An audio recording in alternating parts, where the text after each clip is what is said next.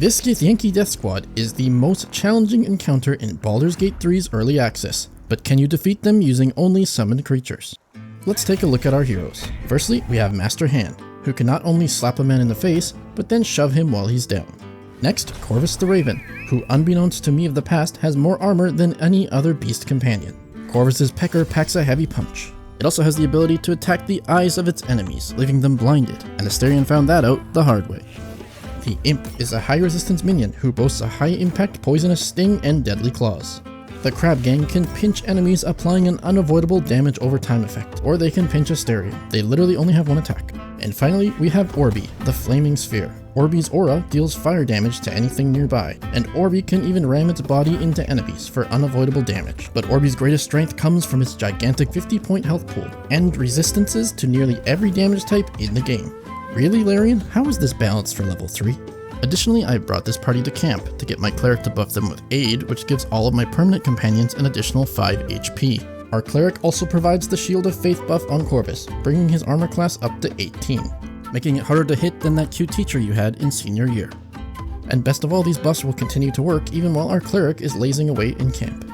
But before we take on the final boss, we make a pit stop at the Blighted Village to hone our skills against a gaggle of goblins and determine if we have any chance at all in this challenge. Prior to this encounter, our team is able to sneak into position because as far as these goblins know, these are just local wildlife river crabs and an oversized raven wandering around the town. Only when a gigantic orb of fire appears on the rooftop do the goblins grow suspicious and engage in combat with our critters. Our imp starts the battle, delivering a cheeky sneak attack on this goblin for 7 damage. Next, one member of the Crab Gang leaps into position to pinch this goblin tracker's leg. From the rooftop, a goblin casts Ray of Sickness on Corvus, which fails to land due to his high armor class.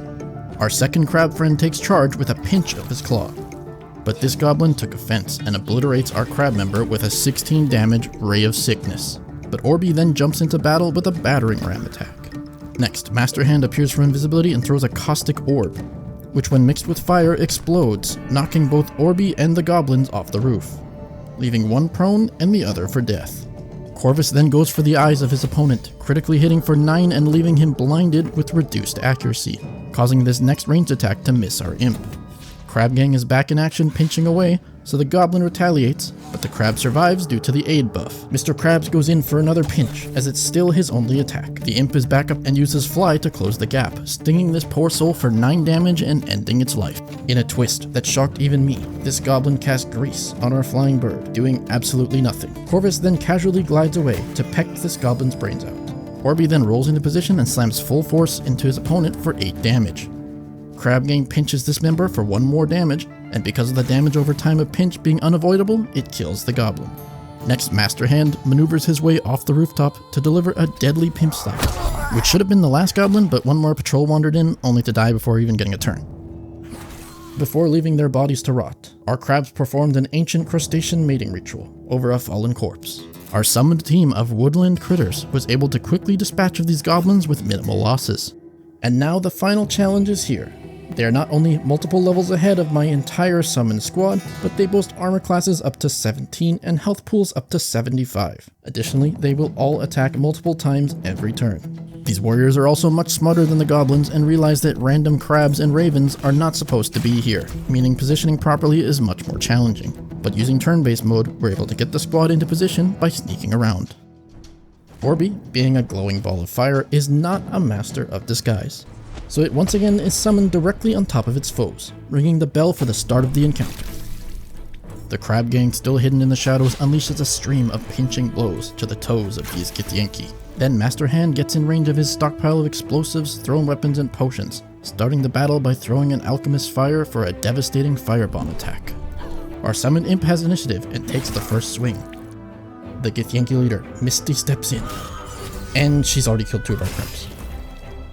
Next, our bird buddy attempts a blinding attack, but gets a critical miss. Their bowman, Misty, steps to the high ground and fires a shot to eliminate the final member of the Crab Gang. The imp flies into a poor position, and luckily we were not punished for it. He then continues on to strike the low ground ranger, but once again misses. The Githyanki leader then gets another turn, steps over to our imp and kills him nearly instantly. Corvus gets back into range and attempts to blind them, but misses again. Master Hand takes back the high ground with a solid shove and follows up with a void bulb to the low ground. Their ranger fires twice at point-blank range, but Corvus proves to be a difficult target. Raider's Astri then snipes Master Hand, leaving just 2 members of the squad alive. Orby finally gets a turn, and manages to deal just 3 damage. The Githyanki's leader closes the gap once more on Corvus to claim her 4th killing blow in the fight, leaving Orby all alone in this world. 1 versus 4. Orby tanks hit after hit after hit. Orby's whole world went black around him. Memories of his friends passing by. Orby thought to itself, perhaps this battle was just too much for some creatures like me. Perhaps this strategy was just not cheesy enough. Then, suddenly, a ghostly image appears to Orby. It has the power needed to defeat these Githyanki. Orby didn't want to accept this gift, but knew it had no choice. This ball of fire has come too far now. Orby snapped back, out of the darkness, only to realize there's something on the bridge above him. Suddenly, a bear dove off the bridge. A crab appears, pinching at the Githyanki's feet. An imp claws from the shadows, and a rat chews at their boots. But how? Where did they come from?